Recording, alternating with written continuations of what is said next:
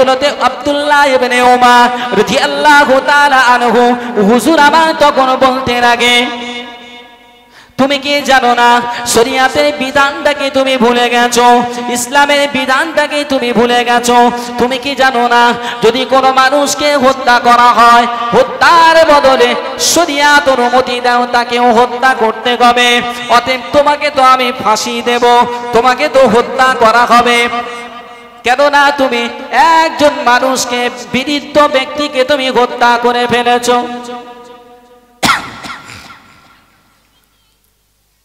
ও নওজওয়ানেরা, ও আল্লাহ পাকের বান্দারা, ও আল্লাহ পাকের বান্দিরা, আল্লাহর নবী সাহাবা হযরতে আব্দুল্লাহ ইবনে উমর রাদিয়াল্লাহু তাআলা আনহু যখন রায় প্রদান করলেন, রায় দান করলেন যে তোমাকেও হত্যা করা হবে, ওই সময় ওই যুবকটি বলতে থাকে, হে আমিরুল মুমিনিন, খলিফাতুল মুসলিমিন হযরতে আব্দুল্লাহ ইবনে উমর, আমার একটা আরজি আছে, আমার একটা মিনতি আছে, আপনি কি একটু শুনবেন? ওই সময় বলতে লাগেন আব্দুল্লাহ ইবনে উমর রাদিয়াল্লাহু তাআলা আনহু, হুজুর আমার বলে তোমার আরজিটা তুমি বলতে পারো। ওই সময় বলতে লাগে যে হুজুর আমাকে একটু সময় দিতে হবে, আপনি আমাকে মৃত্যুদণ্ড দেবেন, এতে আমার কোনো দুঃখ নাই, আমার কোনো আফসোস নাই, তবে আমার কিছু সময় দেন, আমি একটু বাড়িতে, আমাকে একটু বাড়িতে যেতে হবে। কেননা কিছু মানুষের আমানত আমার কাছে রাখা আছে, কিছু মানুষের কাছে আমি ঋণী আছি, হয় তাদের ঋণ পরিশোধ করতে হবে, নতুবা তাদের কাছে ক্ষমা চাইতে হবে, এবং যাদের মালগুলো আমার কাছে আমানত আছে, গচ্ছিত আছে, এই আমানতের মালগুলো তাদেরকে ফেরত দিতে হবে। হুজুর আমাকে একটু সময় দেন, আমি আমানতের মালগুলো দিয়েছি।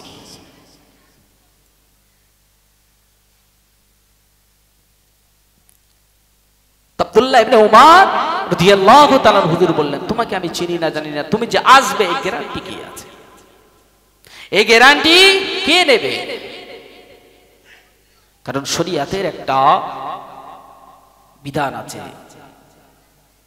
আমানত যদি কেউ রেখে দেয় কারো কাছে, গচ্ছিত রেখে দেয়, সেই আমানতের মালটা ভক্ষণ করা, আত্মসাৎ করা একটা চরম অন্যায়। আমানতের মাল ভক্ষণ করা যাবে না, আত্মসাৎ করা যাবে না। তোমাকে আমি ছেড়ে দেব, কিন্তু কিসের কারণে ছাড়বো?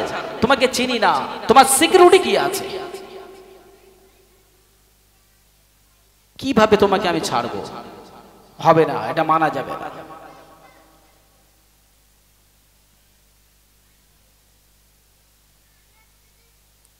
ওই সময় ওই যুবকটি ঝরঝর করে কাঁদছেন, একটাই মাত্র ভয়। ভয়টা কি? যে আমি যদি, আমাকে যদি মৃত্যুদণ্ড দেওয়া হয় আমি তো মারা যাব, কিন্তু ওই সমস্ত ব্যক্তিদের আমানতগুলো আমাকে আদায় করা হবে না, ফিরিয়ে দেওয়া হবে না, ওই মানুষগুলোর কাছে আমি ঋণী আছি, তাদের ঋণগুলো পরিশোধ করা হবে না। কিয়ামতের ময়দানে রাসূলের সম্মুখে দাঁড়াবো কি করে? এই ভয়, সাজার কোনো ভয় নেই, সাজার কোনো ভয় নেই।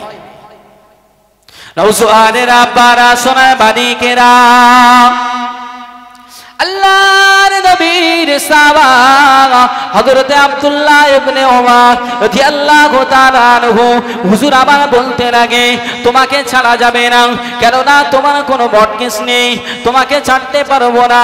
তুমি যদি না আসো তাহলে কিয়ামতের ময়দানে আমি আব্দুল্লাহ ইবনে উমর আল্লাহর কাছে ধরা পড়ে যাব, ধরা খেয়ে যাব, এটা হতে পারে না। ওই সময় আল্লাহ নবীর সাহাবা হযরতে আবু যর গিফারি রাদিয়াল্লাহু তাআলা আনহু দাঁড়িয়ে বলেছিলেন, আল্লাহ নবীর সাহাবা হযরতে আব্দুল্লাহ ইবনে উমর রাদিয়াল্লাহু তাআলা আনহু এই যুবকের পক্ষ থেকে, এই যুবকের পক্ষ থেকে আমি আবু যর গিফারি রাদিয়াল্লাহু তাআলা আনহু আমি দায়িত্ব নিলাম, এই যুবক যদি না আসে, এই যুবক যদি ফেরত না আসে, তাহলে এই যুবকের জায়গায় আমাকে মৃত্যুদণ্ড দেওয়া হবে। আমি এর তরফ থেকে মৃত্যুদণ্ডটা মাথা পেতে নেব। তবুও আমি বলতে চায় যেহেতু রাসূলুল্লাহ আমানাতকারীর কোনো মাল আত্মসাৎ করতে নিষেধ করেছেন, এই যুবকটা রাসূলের কথাকে সম্মান করে, রাসূলকে ভালোবাসে, এই একজন আমার মুসলমান ভাই, একজন মুসলমান অপর মুসলমানের প্রতি দয়া প্রদর্শন করা, মায়া প্রদর্শন করা, এটা তো রাসূল এবং আল্লাহ পাকের হুকুম। একটা মুসলমান অপর মুসলমানের প্রতি দয়া প্রদর্শন করা, ভালোবাসা মায়া প্রদর্শন করা, এটা আল্লাহ পাকের হুকুম, রাসূলের আদর্শ। ওই জন্য একে ছেড়ে দিতে হবে, ওর না আসলে দায়িত্ব আমার। আবু যার গিফারি রাদিয়াল্লাহু তাআলা আনহু দায়িত্ব নিলেন, জামিনদারিত্ব নিলেন। হযরত আব্দুল্লাহ ইবনে ওমর রাদিয়াল্লাহু তাআলা আনহু ছেড়ে দিলেন যে যাও তুমি চলে যাও। কবে আসবে? না, আগামী জুমার দিনে আমি আসব। জুমার দিনে মৃত্যুদণ্ড দেওয়া হবে। দেখতে দেখতে সময় পার হয়ে গেল, দেখতে দেখতে জুমার দিন চলে আসলো, কিন্তু সে যুবকের আর দেখা মেলে না, যুবক আর আসছে না। উপায় কি? গোটা মদিনা শহরটা থমকে গেছে, কেননা আবু যার গিফারি রাসূলের অতি প্রিয় সাহাবা, সেই আবু যারকে আজকের মৃত্যুদণ্ড দেওয়া হবে। অপরাধ কিচ্ছু নেই। আবু যারের কোনো অপরাধ আছে? আল্লাহ রাসূলের সাহাবার কোনো অপরাধ আছে? তিনি তো কোনো অপরাধ করেননি, তিনি দয়া প্রদর্শন করেছেন, একটা মুসলমান ভাইয়ের উপকার করতে গেছেন, রাসূলের একটা সুন্নাত তিনি আদায় করতে গেছেন, এটাই তো অপরাধ, অন্য কোনো অপরাধ করেনি। ও আল্লাহ পাকের বান্দারা, ও আল্লাহ পাকের বান্দিরা, আল্লাহ নবী সাহাবা হযরতে আবু যার গিফারি রাদিয়াল্লাহু তাআলা আনহু হুজুর আমার কোনো অন্যায় না করার কারণেও ওনাকে মৃত্যুদণ্ড দেওয়া হবে।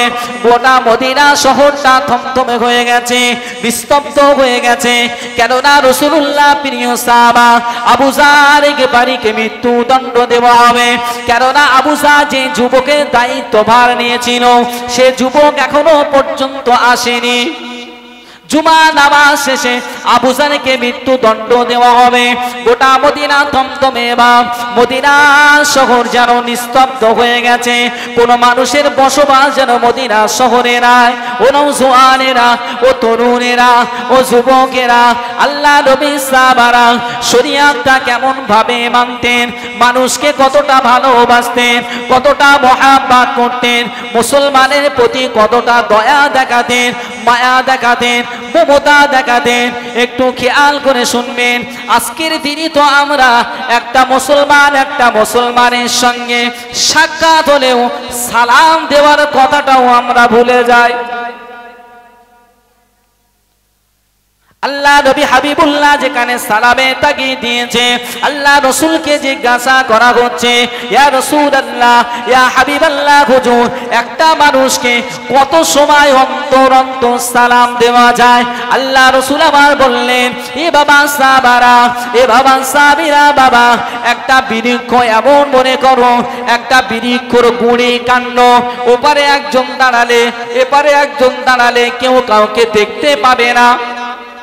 এই বৃক্ষটার কাণ্ড ঘুরে যেতে, গুঁড়িটা ঘুরে যেতে যে সময় এখানে সালাম দিলে, এই গুঁড়িটা ঘুরে গিয়ে আবার সেই ব্যক্তির সঙ্গে যদি সাক্ষাৎ হয়ে যায়, আবার তাকে সালাম প্রদান করো।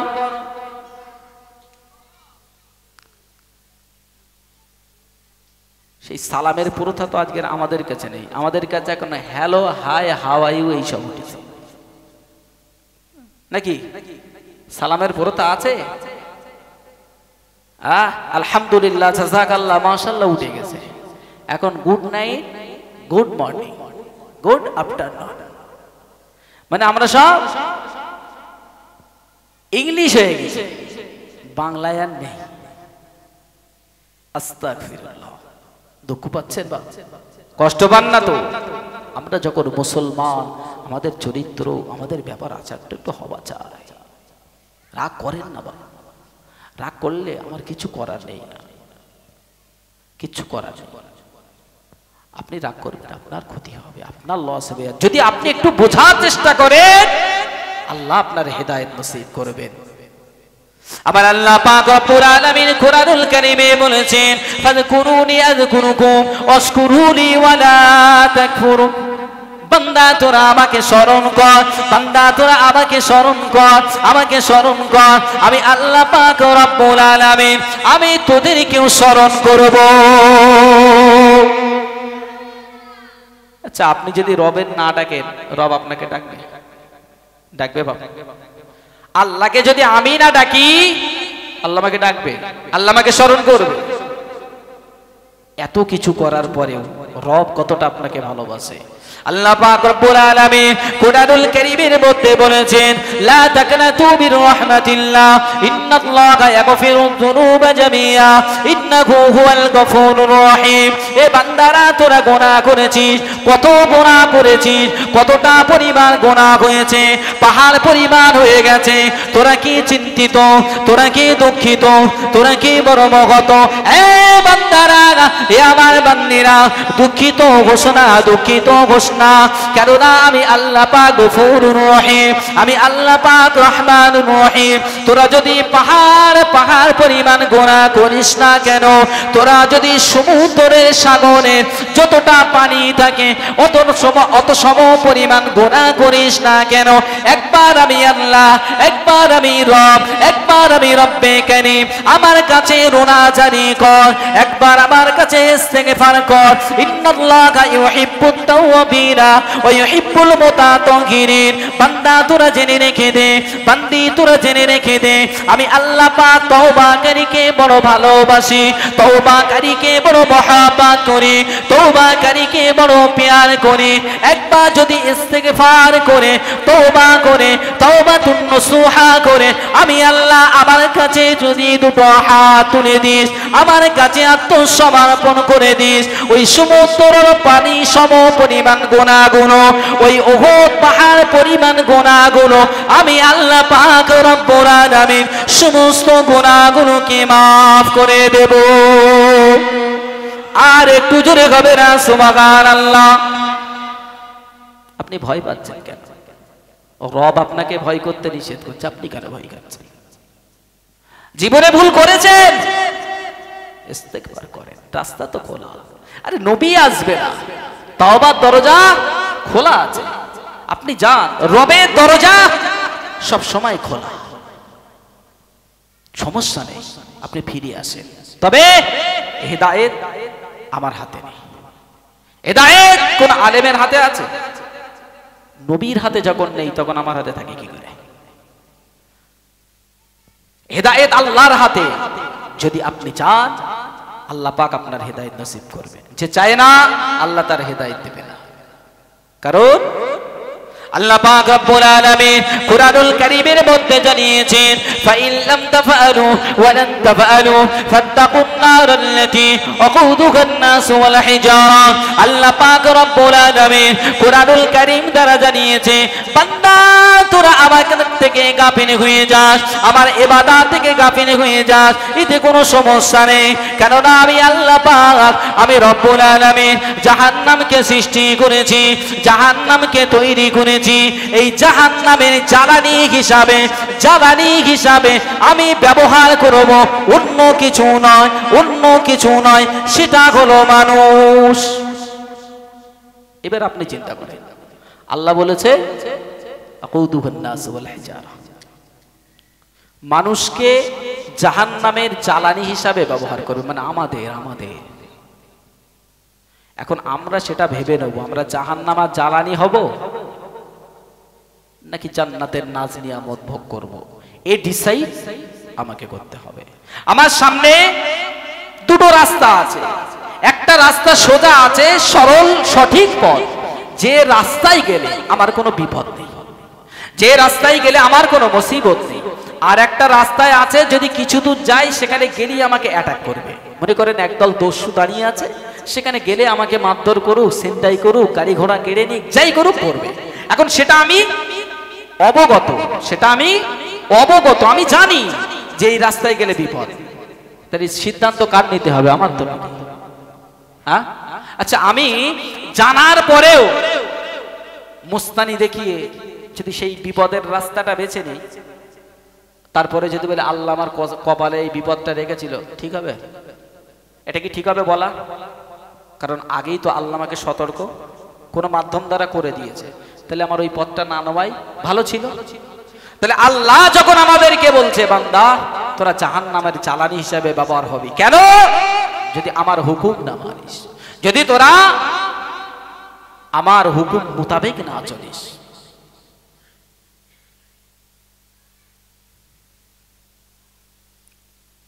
আমাদের প্রত্যেকের চেতনা, চিন্তা চেতনা আনা উচিত যে আমরা সকলে আল্লাহ পাকের প্রিয় বান্দা হিসাবে দুনিয়া ত্যাগ করব। আমরা রাসূলের প্রিয় হাবিবের উম্মাত হিসাবে কিয়ামতের ময়দানে উপস্থিতি হব। কেননা এই উম্মাতের মর্যাদা অনেক বেশি, অনেক মর্যাদা। প্যারা হাজরি, যে কথা বলছিলাম, হযরতে আবু যার গিফারি রাদিয়াল্লাহু তাআলা আনহুর মৃত্যুদণ্ড দেওয়া হবে, তাই তো? মৃত্যুদণ্ড দেওয়া হবে। গোটা মদিনা থমথমে হয়ে গেছে, যেন কেউ নেই, মানুষ বাস করে না। নওজোয়ান আব্বারা সোনার মানিকেরা, আল্লাহ নবী সাহাবা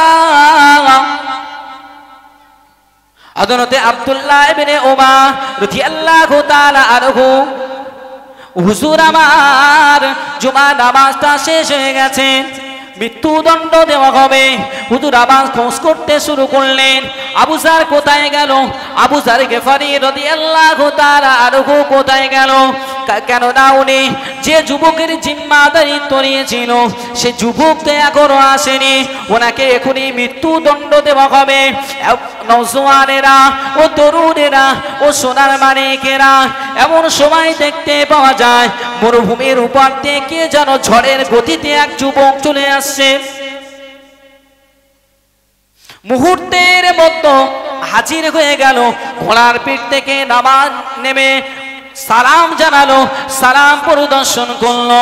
নওজোয়ানেরা ও তরুণেরা ও যুবকেরা, মুসলমানের অওদাটা কেমন হওয়া উচিত? ওই যুবক তখন ঘোড়ার পিঠ থেকে নামার সাথে সাথে বলতে লাগে, এ আমিরুল মুমিনিন, খলিফাতুল মুসলিমিন, আপনি একটু দাঁড়িয়ে যান।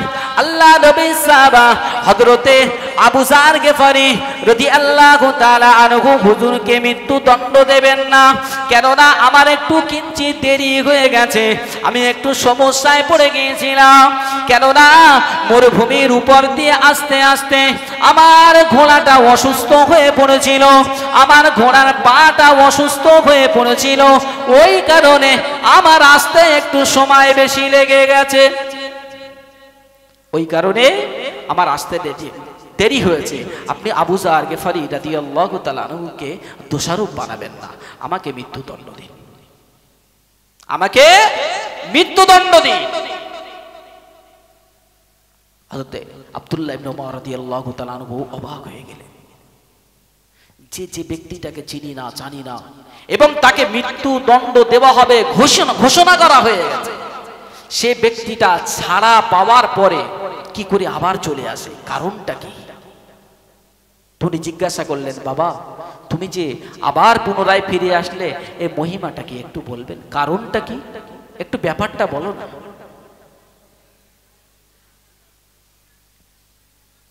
নওজোয়ানের আব্বারা ও সোনার মানিকেরা, ওদা কাকে বলে একটু খেয়াল করে শুনে রাখেন, জেনে রাখেন। ও নওজোয়ানেরা ও আমার আম্মা জানেরা, বোনেরা, আল্লাহ নবী সাহাবা হযরতে আব্দুল্লাহ ইবনে উমর রাদিয়াল্লাহু তাআলা আনহু হুজুর আমার যখন জিজ্ঞাসা করলেন, যুবক তোমার আসার কারণটা কি একটু বলো, কেননা তুমি তো জানতে যদি তুমি মদিনায় আসো তোমাকে মৃত্যুদণ্ড দেওয়া হবে, কেননা তুমি একজনকে হত্যা করেছো, শরীয়তের আইন অনুযায়ী হত্যা করলে হত্যা হবে, তুমি তো এটা জানো, আবার কেন ফিরে আসলে, কারণটা কি? ওই যুবক তখন জবাব দেয়, যুবক তখন উত্তর দিতে থাকে, হে আমিরুল মুমিনিন, খলিফাতুল মুসলিমিন, হযরতে আব্দুল্লাহ ইবনে ওমর রাদিয়াল্লাহু তাআলা আনহু, আজকের যদি আমি এই জায়গাতে না আসতাম তাহলে শরিয়াতে ইসলামে একটা কথা রয়ে যেত যে কোনো একটা সময়ে কোনো একটা যুগে মুসলমানের বিপদে কোনো একজন মুসলমান আগিয়ে এসেছে কিন্তু সেই মুসলমানের কারণে সেই আগিয়ে আসা ব্যক্তিটাই বিপদে পড়ে গেছে। বুঝতে পেরেছেন? কোন একটা মুসলমান বিপদে পড়েছে আর একজন মুসলমান সেই বিপদে সহযোগিতা করার জন্য আগিয়ে এসেছে, কিন্তু আগিয়ে আসার কারণে সেই ব্যক্তিটা বিপদে পড়ে গেছে। এই কথাটা কোনো একটা সময় চর্চা হবে। আমি চাইনি যে আমার কারণে ইসলামের একটা কলঙ্ক থেকে যাক, বলেন না সুবহানাল্লাহ।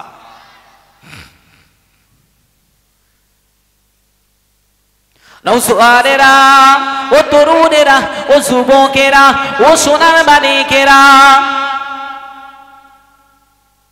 আমিরুল মুমিনিন খলিফাতুল মুসলিমিন হযরতে আব্দুল্লাহ ইবনে ওমর রাদিয়াল্লাহু তাআলা আনহু হুজুর আবার আবু যার গিফারিকে জিজ্ঞাসা করে, ও আল্লাহর নবী সাহাবা হযরতে আবু যার গিফারি রাদিয়াল্লাহু তাআলা আনহু, আপনি তো জানেন যে এই ব্যক্তিটা একটা ভয়ঙ্কর অপরাধ করেছে, এই ব্যক্তিটাকে আপনি তো চেনেন না, আপনি তো জানেন না ওর নাম কি, ওর বাড়ি কোথায়, আপনি ওর ঠিকানা কিছুই তো জানেন না, কিন্তু আপনি কেন ওর জিম্মাদারিত্ব নিলেন? আপনি তো নিশ্চিতভাবে জানেন যে এই ব্যক্তি যদি না আসে তাহলে আপনাকে মৃত্যুদণ্ড দেওয়া হবে, কেননা এটাই তো শরিয়াতের আইন। আপনি তো জানতেন, তাহলে কেন করলেন? আবু যার গিফারি রাদিয়াল্লাহু তাআলা আনহু কি বলেছিলেন? জবাব দিয়েছিলেন মধুমাখা, হে আমিরুল মুমিনিন, আমি আবু যার আমি নবীকে বড় কাছ থেকে দেখেছি, আমি নবীর কাছ থেকে শিক্ষা পেয়েছি, আমি নবীর কাছ থেকে তালিম নিয়েছি, আমি নবীকে চামড়া চোখে দেখেছি। হে আমিরুল মুমিনিন, আজকের একটা মুসলমান বিপদে পড়ে গেছে, অসহায় হয়ে পড়েছে, আজকে যদি আমি এই যুবকের পাশে না দাঁড়াতাম, শরিয়াতে ইসলামের মধ্যে একটা কলঙ্কিত দিন রয়ে যেত, ঠিক রয়ে যেত যে কোনো একজন মুসলমান বিপদে পড়েছে, মুসিবতে পড়ে গেছে, কিন্তু কোনো মুসলমান তাকে সহযোগিতা করার জন্য আগিয়ে আসেনি। একটু সুবহানাল্লাহ হবে না? আর একটু জোরে হবে না? আর একটু জোরে হয় না সুবহানাল্লাহ? ও নওজোয়ানেরা, ও তরুণেরা, ও যুবকেরা, ও সোনার মানিকেরা, আল্লাহ নবী সাহাবার কথাটা শোনার পরে ওই যুবক দুটি অভিযোগ দায়ের করেছিল, আমিরুল মুমিনিন খলিফাতুল মুসলিমিন হুজুরের কাছে যারা অভিযোগ দিয়েছিল, হুজুরের সম্মুখে দাঁড়িয়ে বলতে রাখে, হে আমিরুল মুমিনিন খলিফাতুল মুসলিমিন, আমরা আমাদের কেসকে উইথড্র করে নিতে চাই, আমরা চাই না আমার পিতা হত্যার কারণে এই যুবকটাকে মৃত্যুদণ্ড হোক। মানে পুরো কেস ঘেটে ঘ হয়ে যাচ্ছে। বলছে আমাদের কেসটা আমরা তুলে নিতে চাই। বাদশাহ জিজ্ঞাসা করে কেন? হযরত আব্দুল্লাহ ইবনে ওমর হুজুর আমার জিজ্ঞাসা করে কারণটা কি, কেন তুলে নিতে চাইছো? তুমিই তো অভিযোগ করলে, তুমিই তো অভিযোগ দায়ের করলে যে আমার পিতা হত্যা করেছে, এর সাজা দিতে হবে, তাহলে এখন আবার তুমি পাল্টি মারছো, কারণটা কি? বলছে হুজুর, ওরা যে সাহসিকতা দেখিয়েছে, রাসূলুল্লাহর যে আদর্শ প্রদর্শন করেছে, এরপরেও যদি আমরা আমাদের সিদ্ধান্ত থেকে ফিরে না আসি, হুজুর একদিন আমরা আল্লাহ রাসূলের সম্মুখে লজ্জিত অবস্থায় আমাদেরকে দাঁড়াতে হবে।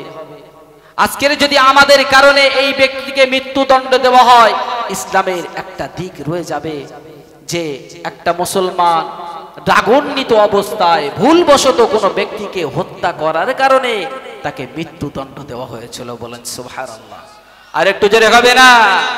আর একটু জোরে হয় না সুবহানাল্লাহ? নারে তাকবীর, নারে তাকবীর।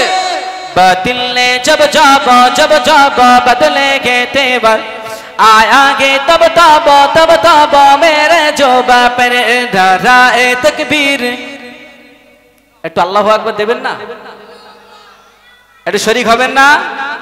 একটু হাত তোলেন দেখি কে কে শরীক হবেন। লম্বা করে হাত তোলেন দেখি, ঝিমিয়ে যাচ্ছে, হাত তোলেন। মাশাআল্লাহ।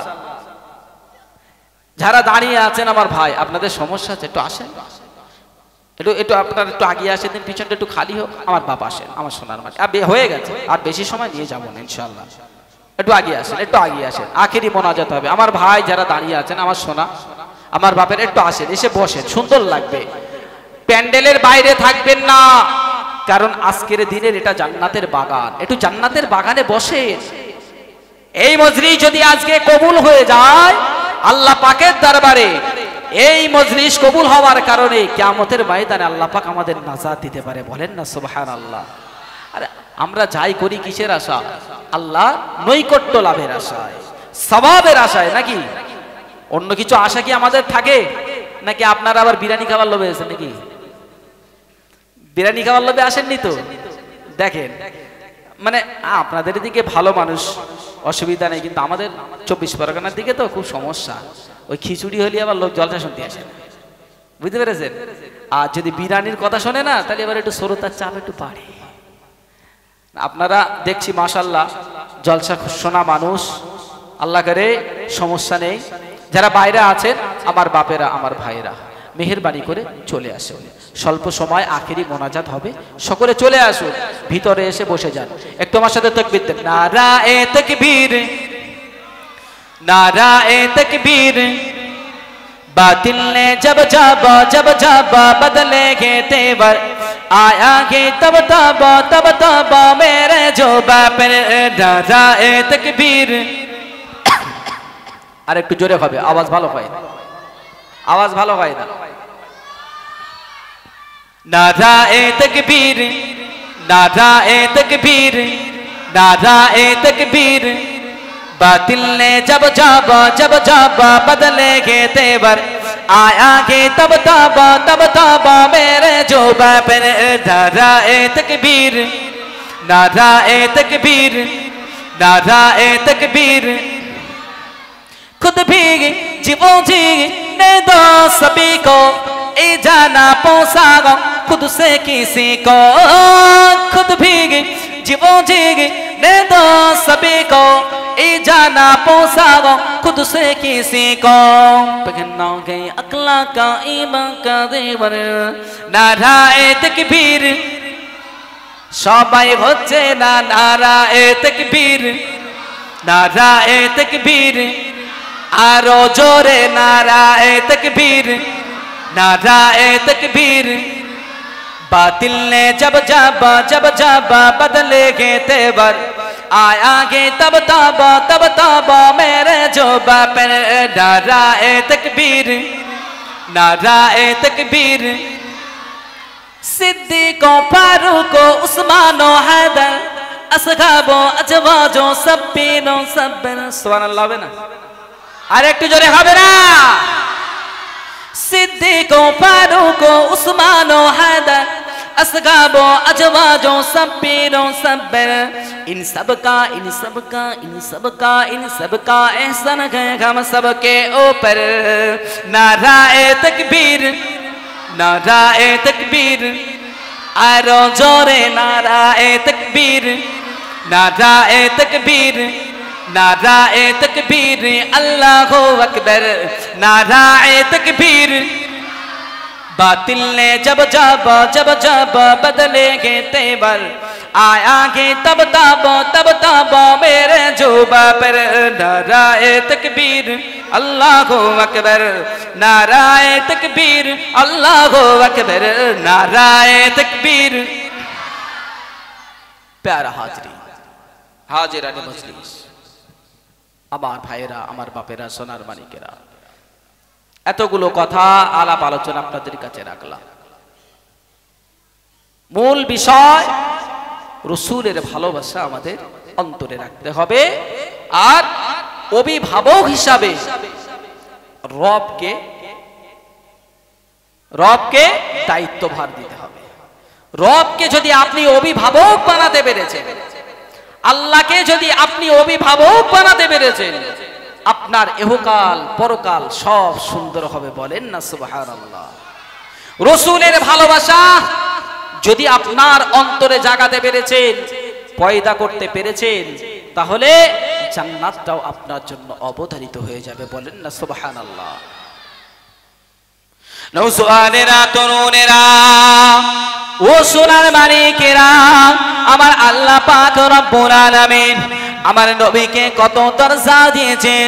কোন নবীর উম্মত আমরা হয়েছি, কোন নবীর উম্মত হয়ে আমরা নিজেদেরকে গর্ববোধ করি, যে নবীকে আমার আল্লাহ পাক রব্বুল আলামিন হাউজে কাউসারের মালিক বানিয়েছেন।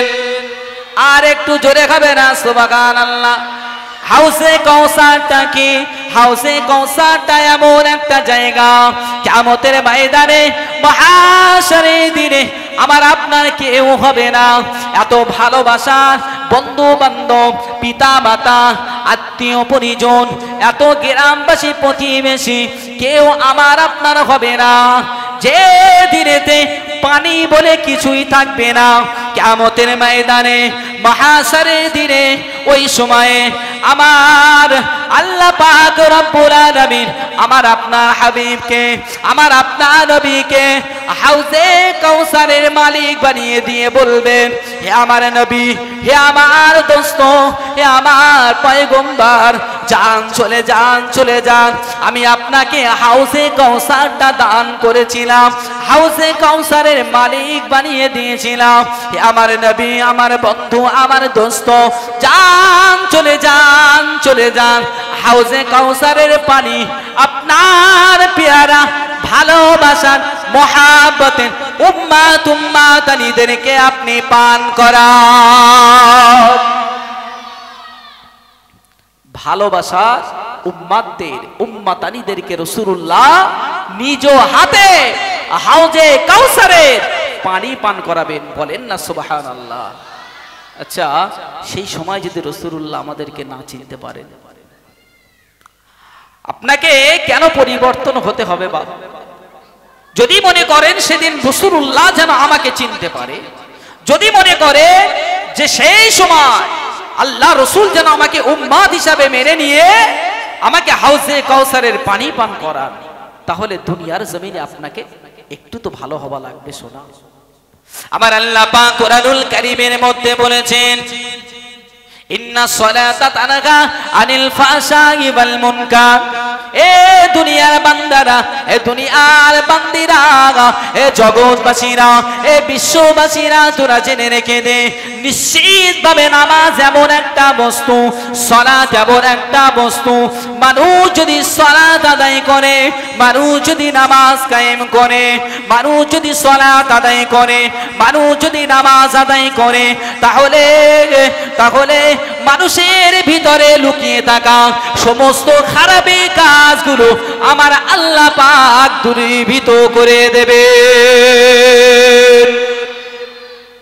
আপনি মনে করছেন আমি পীর সাহেব হব তারপর মসজিদে যাব, বুঝতে পারেননি?